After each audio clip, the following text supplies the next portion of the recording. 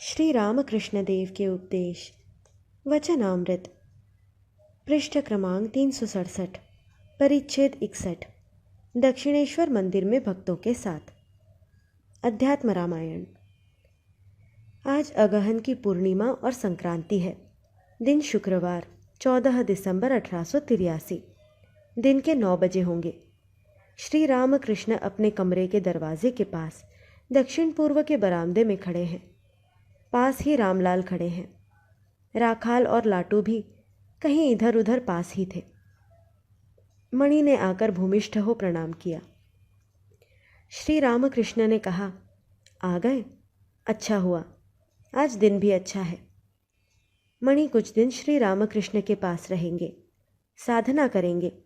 श्री रामकृष्ण ने कहा है, थोड़ी साधना करते ही कोई आकर तुम्हें बता देगा, ऐसा ऐसा करो। श्री रामकृष्ण ने इनसे कहा है, यहाँ अतिथिशाला का अन्न तुम्हारे लिए रोज़ खाना उचित नहीं। यह साधुओं और कंगालों के लिए है। तुम अपना भोजन पकाने के लिए एक आदमी ले आना। इसीलिए उनके साथ एक आदमी भी आया है। उनका भोजन कहाँ पकाया जाएगा, इसकी व्यवस्था कर दी गई। वे दूध पिएंगे। इसके लिए श्री रामकृष्ण ने रामलाल को अहिर से कह देने को कहा। रामलाल अध्यात्म रामायण पढ़ रहे हैं और श्री रामकृष्ण सुन रहे हैं। मणि भी बैठे हुए सुन रहे हैं। श्री रामचंद्र जी सीता से विवाह करके अयोध्या लौट रहे हैं।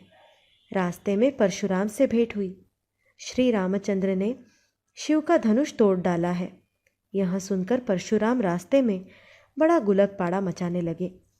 मारे भय के दशरथ के होश ही उड़ गए। परशुराम ने एक दूसरा धनुष राम को देकर उस पर उन्हें गुण चढ़ा देने को कहा। राम ने कुछ मुस्कुराकर बाएं हाथ से धनुष लेकर गुण चढ़ाकर उसमें टंकार दिया। शरासन में शर योजना करके परशुराम से उन्होंने कहा, अब यह बाण कहाँ छोड़ूं, कहो। परशुराम का दर्प चूर्ण हो गया।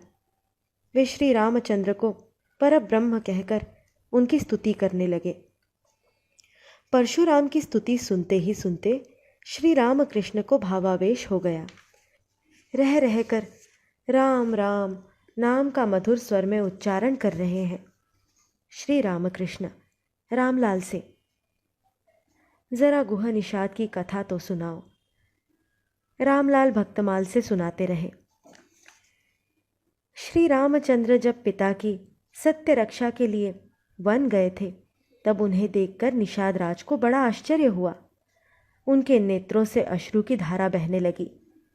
गला रुंधाया और वे काठ की बनी पुतली की तरह निस्पंद होकर अनिमेष दृष्टि से एकटक देखते रहे। धीरे धीरे उन्होंने श्री रामचंद्र के पास जाकर कहा, आप हमारे घर चले। श्री रामचंद्र उन्हें मित्र कहकर भर बाह भेंटे। निषाद ने आत्मसमर्पण करते हुए कहा, आप मेरे मित्र हुए तो भी मैं आपको अपने प्राणों के साथ अपनी देह समर्पित करता हूँ। आप ही मेरे प्राण हैं, धन राज्य हैं। आप ही मेरी भक्ति मुक्ति हैं। आप मेरे सर्वस्व हैं। आपके चरणों में मैं देह समर्पण करता हूँ। श्री रामचंद्र 14 साल वन में रहेंगे और जटावल्कल धारण करेंगे। यह सुनकर निषाद राज ने भी जटावल्कल धारण कर लिया। फल मूल छोड़कर अन्य कोई भोजन उन्होंने नहीं किया। 14 साल के बाद भी श्री रामचंद्र नहीं आ रहे हैं, यह देखकर गुह अग्नि प्रवेश करने जा रहे थे। इसी समय हनुमान जी ने आकर संवाद दिया। संवाद पाकर गुह आनंद सागर में मग्न हो गए। श्री रामचंद्र और सीता माई पुष्पक विमान पर आकर उपस्थित हो गए। भक्त वत्सल रामचंद्र ने प्रिय भक्त गुह को देखते ही दृढ़ आलिंगन में बांध हृदय से लगा लिया।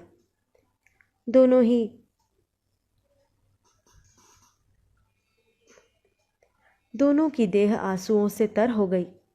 निषाद राज गुह धन्य हो गए।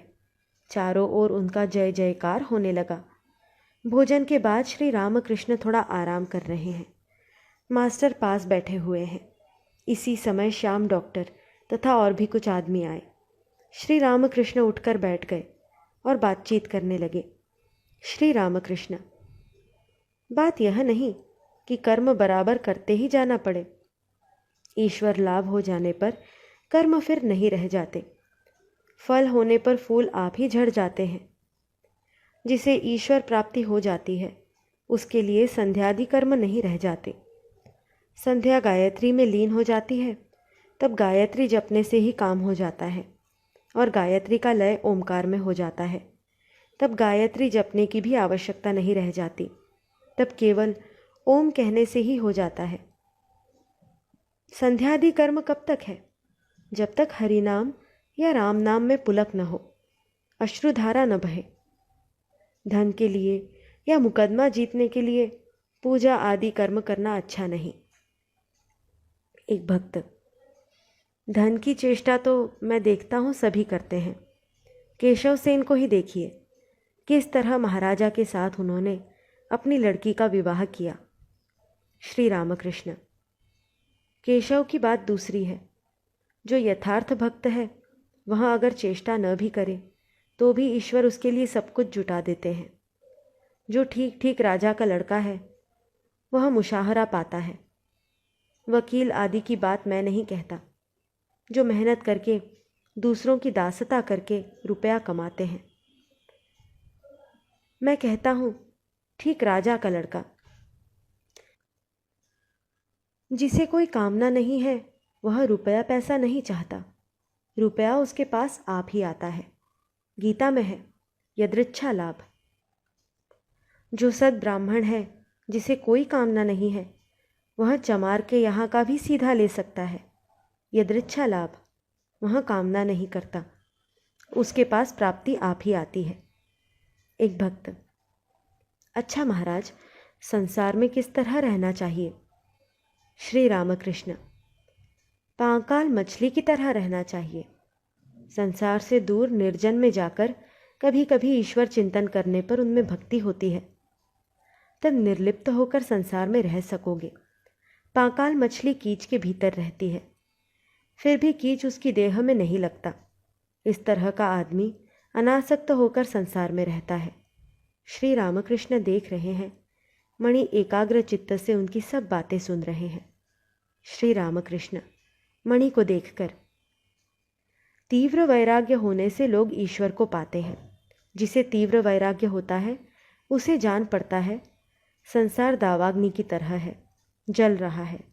वह स्त्री और पुत्र को कुएं के सदृश देखता है। इस तरह का वैराग्य जब होता है तब घर द्वार आप ही छूट जाता है। केवल अनासक्त होकर संसार में रहना उसके लिए पर्याप्त नहीं है। कामिनी कांचन यही माया है। माया को अगर पहचान सको तो वह आप लज्जा से भाग खड़ी होगी। एक आदमी बाघ की खाल ओढ़कर भय दिखा रहा है। जिसे भय दिखा रहा है उसने कहा, मैं तुझे पहचानता हूँ, तू तो हिरुआ है।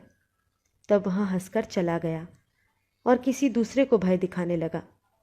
जितनी स्त्रियां हैं सब शक्ति रूपिणी हैं। वह आदि शक्ति स्त्री का रूप धारण किए हुए हैं। अध्यात्म रामायण में है, नारद आदि राम का स्तव करते हैं। हे राम, जितने पुरुष हैं सब आप हैं और प्रकृति के जितने रूप हैं सब सीता है। तुम इंद्र हो, सीता इंद्राणी। तुम शिव हो, सीता शिवानी। तुम नर हो, सीता नारी। अधिक और क्या कहूँ? जहाँ पुरुष है वहाँ तुम हो, जहाँ स्त्रियाँ हैं वहाँ सीता। भक्तों से मन में लाने से ही त्याग नहीं किया जा सकता।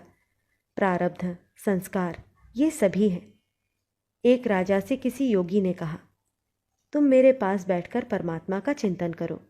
राजा ने उत्तर दिया, यह मुझसे न होगा। मैं यहाँ रह सकता हूँ परंतु मुझे अब भी भोग करना है। इस वन में अगर रहूँगा तो आश्चर्य नहीं कि इस वन में भी एक राज्य हो जाए। मेरा भोग अभी बाकी है। नटवर पांजा जब बच्चा था इस बगीचे में जानवर चराता था, परंतु उसके भाग्य में बहुत बड़ा भोग था। इसीलिए तो इस समय अंडी का कारखाना खोलकर इतना रुपया इकट्ठा किया है। आलम बाजार में अंडी का रोजगार खूब चल रहा है। एक मत में है स्त्री लेकर साधना करना। कर्ता भजा संप्रदाय की स्त्रियों के बीच में एक बार एक आदमी मुझे ले गया था। वे सब मेरे पास आकर बैठ गई। मैं जब उन्हें माँ माँ कहने लगा तो वे आपस में कहने लगी, ये प्रवर्तक है, अभी घाट की पहचान इनको नहीं हुई। उन लोगों के मत में कच्ची अवस्था को प्रवर्तक कहते हैं, उसके बाद साधक, उसके बाद सिद्ध और फिर सिद्ध का सिद्ध। एक स्त्री वैष्णव चरण के पास जाकर बैठी। वैष्णव चरण से पूछने पर उन्होंने कहा, इसका बालिका भाव है। स्त्री भाव से शीघ्र पतन होता है, मातृभाव शुद्ध भाव है। कांसारी पाड़ा के भक्तगण उठ पड़े। कहा, तो अब हम लोग चले, काली माई तथा और देवों के दर्शन करेंगे।